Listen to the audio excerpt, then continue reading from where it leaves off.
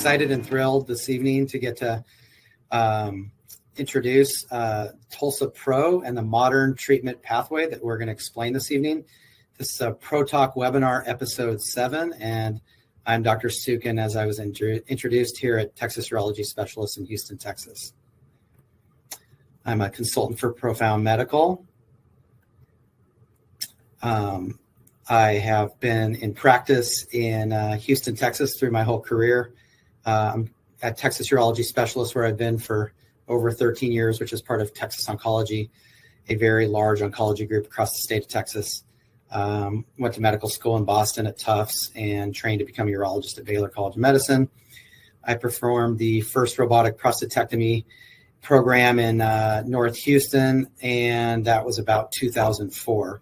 I've been using multiparametric MRI to select for and target prostate biopsies for many years, and I started the first hospital-based TULSA program in Houston over 2 years ago in conjunction with Houston Methodist.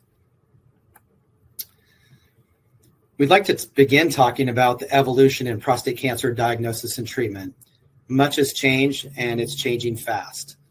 Our traditional diagnostic pathway through most of my career was an overall assessment of cancer grade and extent and an all-or-nothing treatment approach. Patients would be referred to the urologist from the primary care with an elevated PSA. We'd obtain a PSA and a prostate exam, and if the PSA remained elevated or the prostate exam was abnormal, we would perform a systematic prostate biopsy. What this means is we didn't have any way to target. We performed this as a transrectal ultrasound guided biopsy in which we had a pattern, and over years, urologists identified the best pattern to get the best results and sensitivity for biopsies. And what this would be is just not aiming at anything, not targeting anything, but biopsying, and generally a 12-core biopsy from a prostate going from the left side, from base to apex, and then coming across to the right side. And then based on the pathology, patients with low-grade disease would be placed into active surveillance, and patients with more intermediate or high-risk patients would decide on going through a robotic prostatectomy or radiation therapy or other various options. We're moving towards a MRI-centric modern diagnostic pathway. This can allow for fewer biopsies, more detection of Gleason greater than 7 prostate cancer, or what we would consider clinically significant prostate cancer, and as stated, fewer insignificant findings. The MRI information about the lesion location motivates customized treatment approach. And so we're rapidly modifying our pathway to biopsy and treatment, where we still get the referral from the primary care doctor with an elevated PSA. We perform a prostate exam, but now we add a MRI using biparametric or multiparametric, and this can identify an area to target.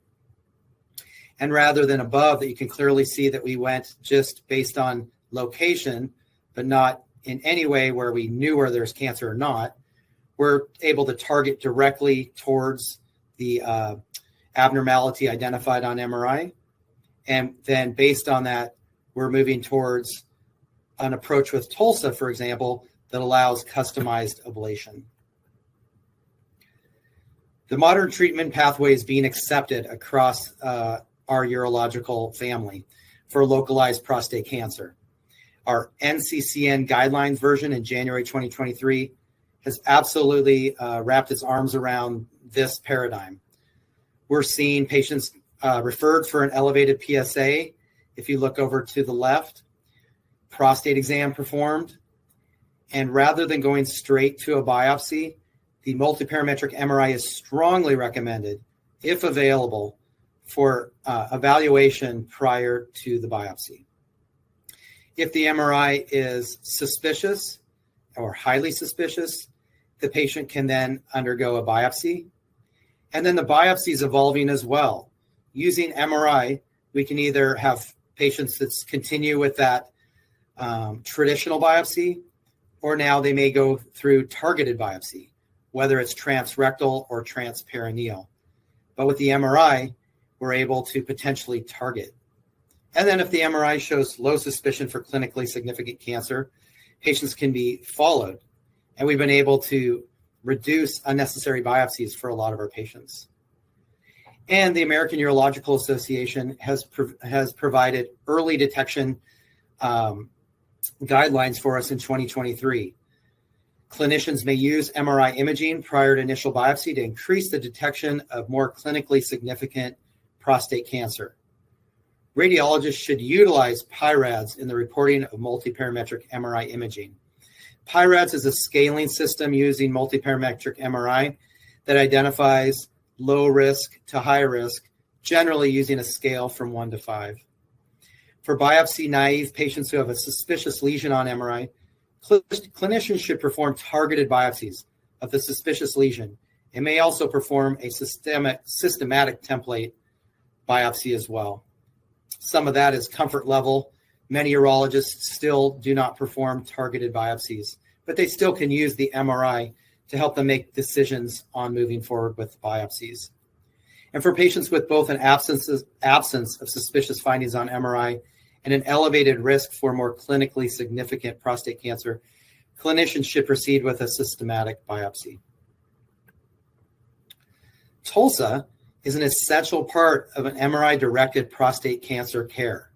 It's a great example of using MRI through the entire process of disease diagnosis, detection, and follow-up, treatment and follow-up, I should say. MRI already used by urologists in prostate cancer screening, detection, characterization, biopsy targeting, staging, surgical planning, and surveillance.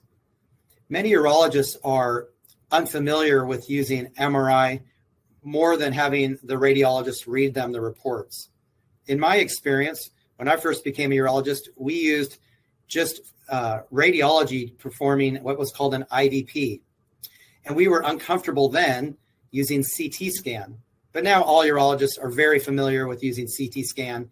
And I think the evolution in urology will be to use MRI and have our urologists very, very comfortable in evaluating and interpreting. After an MRI targeted biopsy, TULSA enables direct MRI visualization of disease extent and quantitative MRI thermometry-based control of the ablated volume. TULSA is the only therapy with the necessary ablation precision, efficiency, and confluence to offer the benefits of focal therapy to men with either focal or bilateral diffuse disease. These pictures below are excellent examples of how MRI is used through the entire process of the care for the patient. We have an elevated PSA. We use then the MRI to help us identify suspicious lesions.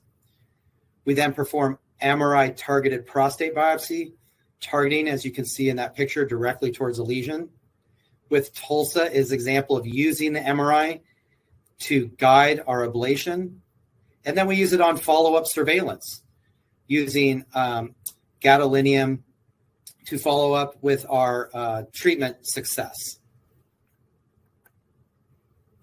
The evolution in prostate cancer treatment and follow-up.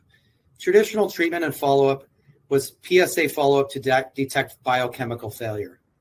For example, for prostatectomy, which I perform many of these, it's a short hospital stay. For me, one night, early post-op visits, about 6 to 7 days with a catheter. These patients do have a 90-day global. So any follow-ups will be covered in the single payment of the surgery.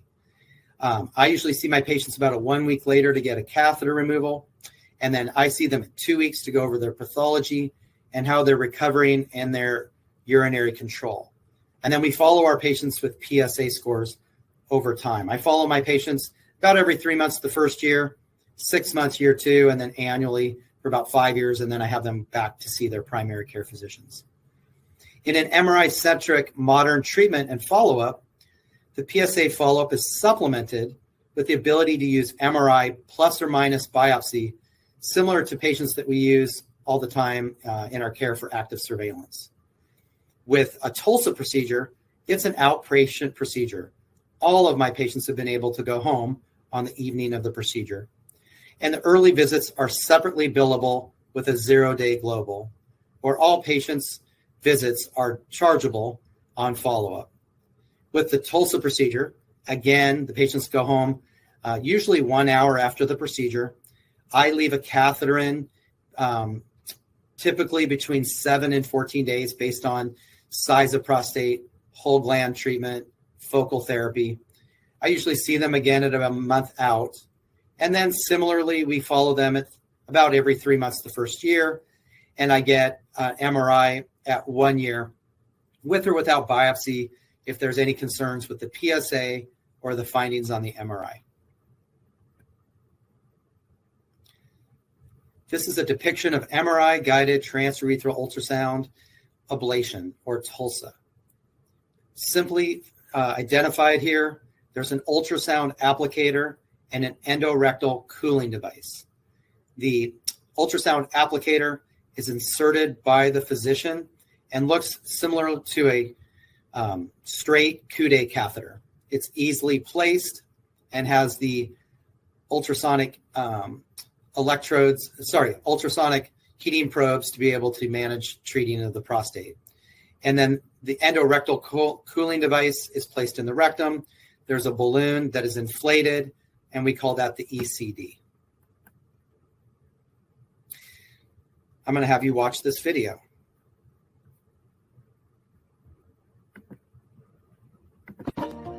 Traditional technologies for treating the prostate use old images to plan procedures. However, TULSA is unique because it uses instant MRI imaging to guide treatment. This allows doctors to automatically control, adjust, and monitor energy being used while observing progress. Due to its precision, the TULSA procedure ensures complete ablation of targeted tissue while sparing critical structures and aiming to preserve urinary and sexual function. The TULSA procedure prioritizes safety by protecting areas around the prostate. Special cooling devices protect the urethra and rectum and lower the risk of side effects. The TULSA-PRO platform from Profound Medical is changing how doctors treat prostate condition. I'd like to next review some TULSA-PRO case reviews. These are my own personal cases, and what I think is very unique with these, and I hope you appreciate, is we really can individualize the care thanks to the use of MRI and what's important to patients. What's important to patients is preservation of their sexual function, their urinary control, whether they want to have focal therapy and just treat the area that was identified with cancer, or to treat the entire prostate. My first case study is a TULSA case post-Urolift for recurrent lower urinary tract symptoms. Baseline data, this is a 72-year-old male. He'd been in my practice for over 15 years. He had a PSA of 11.3, prostate volume 136 grams, a PIRADS 3 transition zone lesion, but systematic biopsy negative prior to procedure. He was 7 years post-Urolift, and at the time of the Urolift, his prostate was not 136, but had continued to progress in size. He had a very high symptom score of 33 and a shim of 19. He had been on 3 months of finasteride pre-TULSA, and I had gone in transurethral and removed 5 of the 6 proximal urethral end pieces implanted. I'd hoped to find all 6 to perform the TULSA, but one of the 6 eluded me. But we had performed an MRI prior to the TULSA that showed that the one implant was not in any concerning place to be able to perform the procedure. It was, in fact, in the median lobe.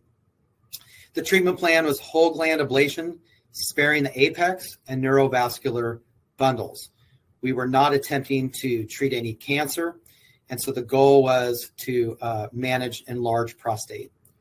This identifies on the left the large median lobe and the very large prostate, and you can just see the UA catheter in place. This is called the fiducial marker.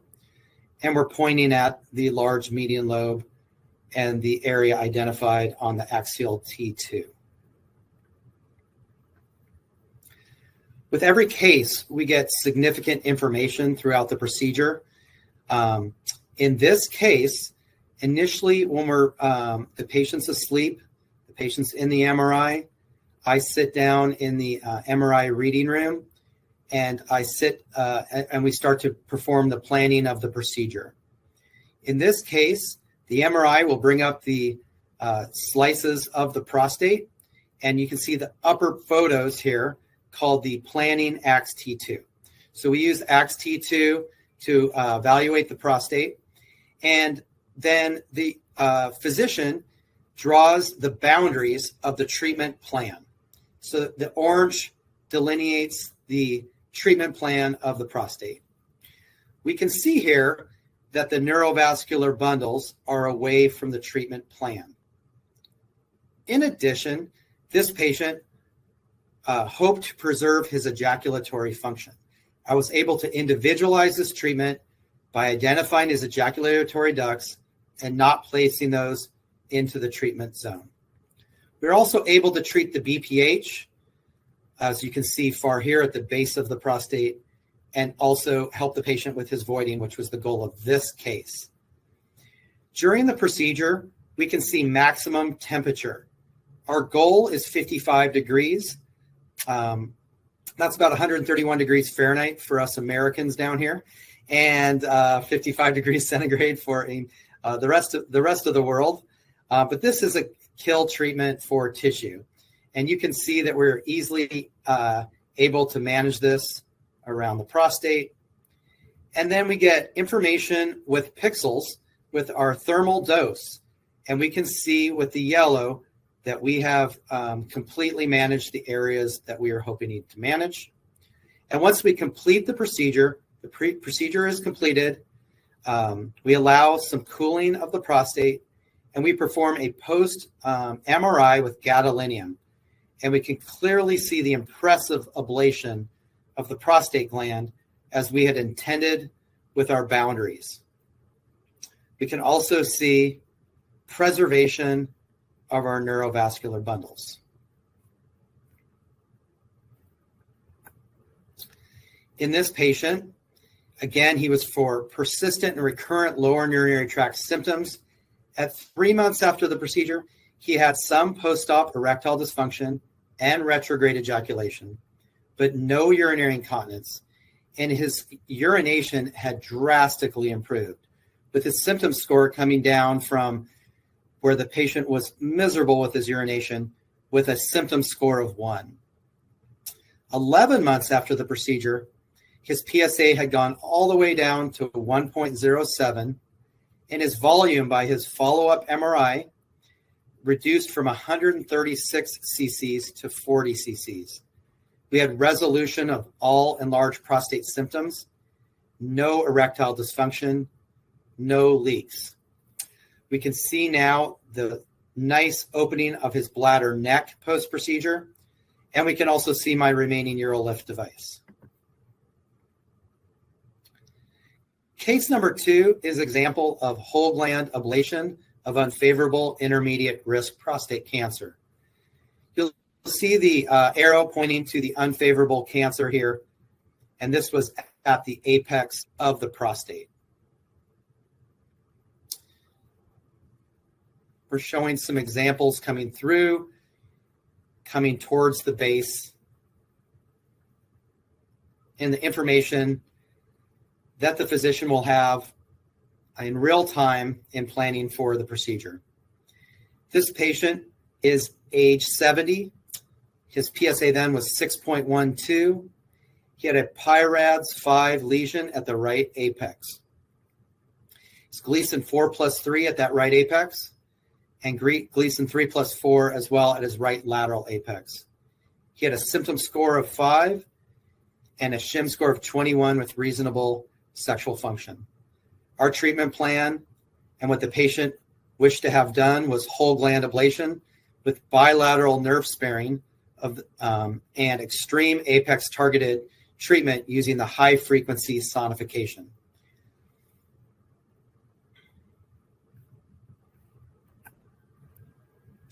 What I can show you here is, again, just as the first case, we get all this information throughout the procedure. In our planning, we can see the tumor clearly as it's heading towards the apex of the prostate. Some of the other ultrasonic applications there have a very, very difficult time getting to the apex. But here we're able to get to the apex of the prostate, and we can use high frequency in our treatment elements to be able to get to this area. And what we had done in this case is we performed a planning diffusion. And this diffusion MRI showed clearly the lesion once again, but I had felt that I could also see it come down to the extreme apex. And I wanted to be sure in this higher risk cancer that I was going to be able to treat this with this technology. And so we came down to this area while noting his sphincter muscle and protecting that as well. And then, of course, this is an anterior tumor. And with the patient with reasonable sexual function, we preserved his neurovascular buntles, but also respected that the patient wanted to have whole gland treatment. So using different techniques of MRI while we're treating at that time, we were able to really identify, using this MRI, further areas and trying to get around that entire tumor. And as you can see with maximum thermal treatment while we did the procedure, we certainly could get to this anterior. I did not attempt and try to treat on the posterior side because I felt we were close to sphincter, but I absolutely wanted to treat where we saw the tumor in the diffusion area of concern. And we were able to treat, as you can see, this thermal temperature treating the area of the cancer that we had biopsied, and was very satisfied that we were getting this. And then we performed the gadolinium enhanced MRI at the conclusion of the case, again showing excellent ablation of our prostate across the whole gland, but certainly where the cancer was identified. Case number 3 is a whole gland ablation of a small volume high-grade prostate cancer. This patient was at the time 64, PSA of 6.13, and a prostate volume of 43 grams. He had a PIRADS 5 lesion at the left mid gland, posterolateral peripheral zone. 6 of 12 cores were positive. There were areas that were positive that were not seen by the MRI, but we knew they had cancer on both sides. But certainly the PIRADS 5 lesion, we had high-grade cancer of 4+4. We had 3+4 at the left apex, and we had Gleason 3+3 on the right mid gland. So certainly in this case, both the patient and I felt that whole gland treatment was best care. The patient had a weak stream and a shim score of 23 with good sexual function. What you can see here is our initial planning, both in the coronal and axial views. And this gives a nice view in the sagittal where you can see our UA catheter, and you can actually see our ECD or rectal probe with its balloon blown up at that time, and the view of the prostate as we had planned around it. We planned whole gland ablation here with targeted proximal seminal vesicles due to the high risk prostate cancer here. You're going to get to see us start our treatment around 6 o'clock and come around the area of concern. Of course, treating the whole prostate because it's bilateral disease. But in the area of the high-grade disease, we treated a second time, coming around the area to the 6 o'clock position to make sure we had thoroughly managed the high-grade cancer. In real time, this is what the entire case will look like. And in general, this case takes about an hour of thermal treating. Thermal dose, again, shows very complete treatment in the area that we were hoping to treat for the whole gland in this case. And I do want to give an example that we're able to treat here the seminal vesicles at the base. and that we do get a good treatment at the base of the seminal vesicles, again shown by our gadolinium MRI at the end of the case. Our last case study, number 4, is relief of urinary symptoms in a patient on active surveillance. Patient was baseline age 74, 80-gram prostate, no MRI visible lesions, Gleason 6 or low-risk cancer in the apex of the prostate, Shim 17. In this case, the patient was less concerned about prostate cancer. He really wanted to have the cancer treated and to improve his urinary symptoms. The treatment plan was for nerve-sparing whole gland ablation, including the protruding median lobe that was affecting his urinary symptoms. Again, we treated whole gland from apex to base. This is the boundary drawing in the orange. This is treatment of the median lobe. We spare the bladder tissue, but we treat the median lobe. And then this is the post-treatment in this case, where we see the ablative tissue. I think this is an excellent example that this treatment can be, again, for BPH as well as prostate cancer.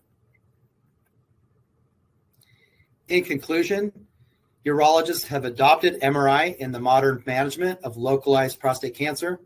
I believe urologists, just as they did moving from IVP to CT scan to MRI, are going to get more and more comfortable with using this in their entire pathway for the treatment of prostate cancer.